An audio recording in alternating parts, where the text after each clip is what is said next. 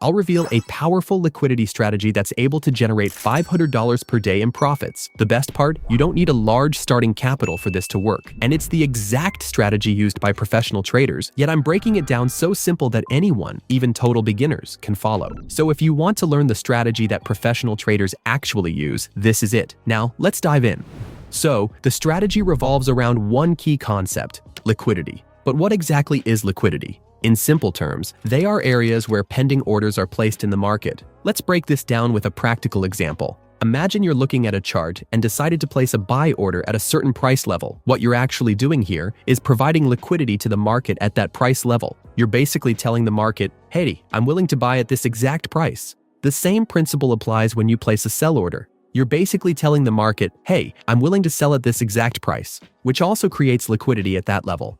In most markets, liquidity is present at every price level because millions of traders are constantly placing orders at different prices. These could be retail traders, big banks, or financial institutions. So at any price point, there's always a market participant willing to buy, and there's always a market participant willing to sell. That's the whole concept of liquidity, and it's what makes the markets move every day. However, there are certain price levels where there's more liquidity than others. For example, let's say there's a support level on a chart where price has bounced off twice. As price approaches that level again, what do you think most traders will do when they see this setup? They'll expect another bounce, so they'll enter a long position right at the support and place their stop loss just below it. If they're more cautious, they might place it further down to avoid getting stopped out easily. Now, you've probably experienced this before. Instead of bouncing, price wicks through the support just enough to trigger the stop loss, only for it to reverse and come back higher. You're then left wondering why the setup failed. The reason this happens is because professional traders, the ones with a lot of capital, intentionally target the resting liquidity below that support. They know that a lot of retail traders are watching the same pattern and are placing stop losses in the same zone. This creates a lot of liquidity in that area. So by taking those stop losses out, they absorb the liquidity needed to fill their own long positions. That's why you often see price wicking through a key level before reversing.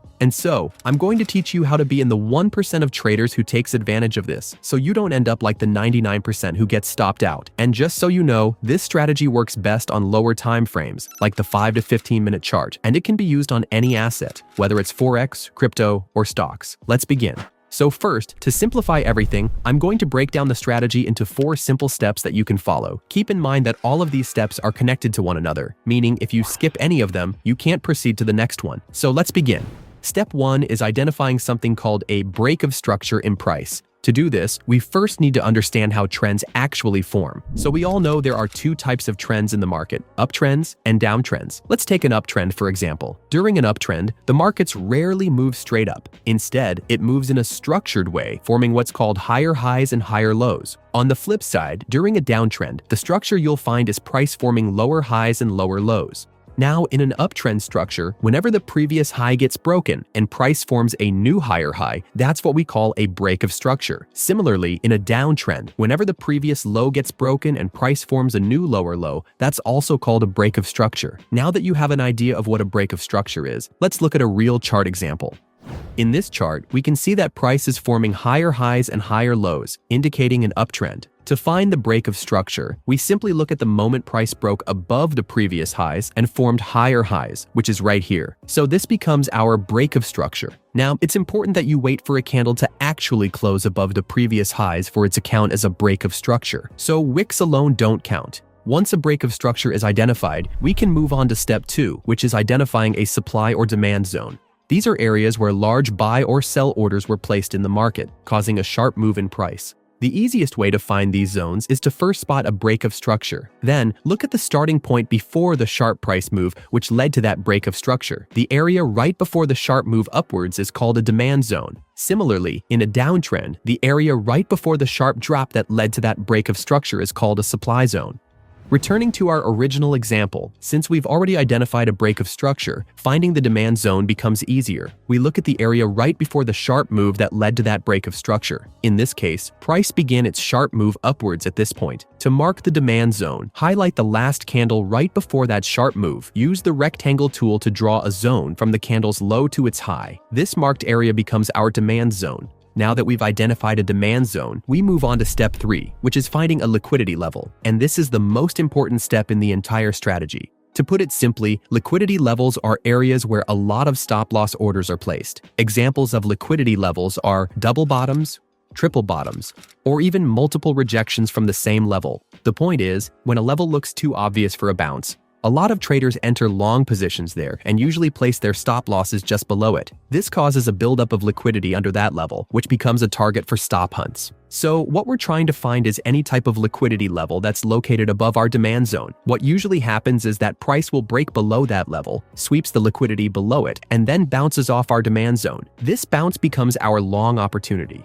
The same logic applies in a bearish structure. What we're looking for is a liquidity level that's located below our supply zone. What usually happens is that price will break above that level, sweeps the liquidity above it, and then rejects off the supply zone. And that rejection becomes our short opportunity. Now back to our original example. Since we've already marked our demand zone, the next step is to find a liquidity level sitting above it. And here, we can see that price formed a double bottom, rejecting the same level twice, which creates a pool of liquidity below that level. Once a liquidity level is identified, we move on to the final step, which is entering the trade. Entering the trade with this strategy is simple. We place a limit buy order on top of the demand zone, place a stop loss slightly below the zone, and set a take profit at 2 times your stop loss distance. Or if you want to be more aggressive, you can target the previous highs as your take profit. Now, a limit order means you're not entering the trade at the current price. Instead, you're entering at your desired entry price, along with your stop loss and take profit targets. This way, you don't have to sit in front of your charts all day waiting for the entry. Simply set a limit order and let the price move. In this example, price actually broke below the liquidity level, wicks into our entry, and then reverses back up, hitting our take profit target. Now, this strategy might seem hard at first, as many conditions need to come together for it to work, but it's really just about spotting a few key rules. A liquidity level formed near a supply or demand zone. It's no different than trying to spot a regular chart pattern. For example, in a triangle pattern, you're not trying to find this exact price movement, because price don't move like this in a real chart. Instead, you're focusing on the rules that make up the pattern, which in this case are the converging trend lines. It's the same with our liquidity strategy. Don't try to find this exact price movement on a chart. Instead, focus on the key rules that make up the pattern, a liquidity level that formed near a supply or demand zone. That's why it's important to understand these rules, and not just memorizing the price sequence. Now let's look at another example. So again, the first step is to find a break of structure. Looking at this overall chart, we can see that price is forming lower highs and lower lows, showing a clear downtrend. And right here, we can spot a break of structure as price broke below this low and formed a new lower low. We can also spot another break of structure here, as price broke the previous low. Once the break of structure is identified, we can move on to step 2, which is identifying a supply or demand zone. Since this is a downtrend, we'll be looking for a supply zone. To do that, we take the most recent break of structure. Then, look at the starting point right before the sharp move down that led to that break of structure. In this case, it's right here. So we mark our supply zone. Next, we move on to step 3, which is finding a liquidity level below that supply zone. Here, we can see multiple wicks rejecting this level, making it an area of liquidity. This makes it a target for a liquidity sweep. So we now have a supply level with a liquidity level sitting right below it, making this a valid liquidity pattern. Now we can move on to step 4, the final step, which is entering the trade. Since this is a downtrend, we're looking to short the market, meaning we make a profit if price goes down. For the entry, place a limit short order at the bottom of the supply zone. Set a stop loss slightly above it, and set a take profit target at the previous lows. Then, simply let the trade run. In this example, price sweeps the liquidity level, hits our entry at the supply zone, and then rejects downward toward our take profit. So this is one of the most powerful strategies you can learn, and it's the exact same one that helped me earn $500 per day just by finding this one setup daily on lower time frames, like the 5 or 15-minute chart. The best part? It works on any asset. Sometimes I use it on Forex, crypto, or the stock market. Now, the liquidity setup I just showed you is only the basic version of the strategy. There's also a more advanced setup, and knowing this can help you even more if your goal is to achieve $500 per day. So let's dive into that right now. The way this setup works is, first, just like in the basic version, we start by identifying a break of structure. This allows us to mark a supply or demand zone by looking at the initial sharp move that led to the break. The key difference in this advanced setup lies in the liquidity level. Instead of being a typical rejection pattern like a double bottom or triple bottom, the liquidity is formed by another demand zone instead, created from a second break of structure. However, this second zone must be a minor demand zone, slightly different from the major zone found below it. So, how do we know whether a supply or demand zone is considered major or minor? Simple. We look at the break of structure that formed after. If the break came from a large, obvious price swing, it's a major zone. If it came from a small, short-term move, it's a minor zone. For this strategy, the ideal setup is when we have a minor demand zone sitting just above a major demand zone. That minor zone becomes our liquidity level, and we look to enter a long trade once price sweeps the liquidity off that minor zone and bounces off the major zone right below it. So let's look at an example. In this chart, we can see that price is forming higher highs and higher lows, clearly in an uptrend.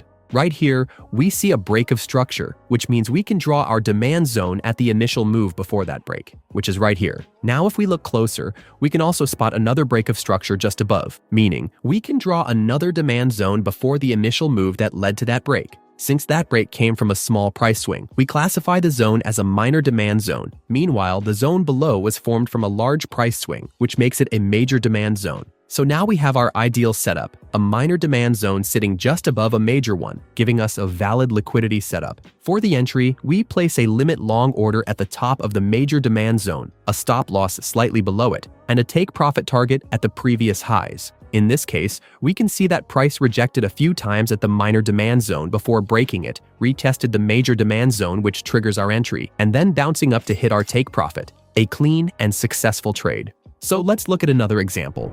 In this chart, we can see that price is forming lower highs and lower lows, clearly showing a downtrend structure. There are also multiple break of structures that could be identified, but we'll focus on the most recent one, which is right here. From that break, we take the initial move that led to it and draw our supply zone.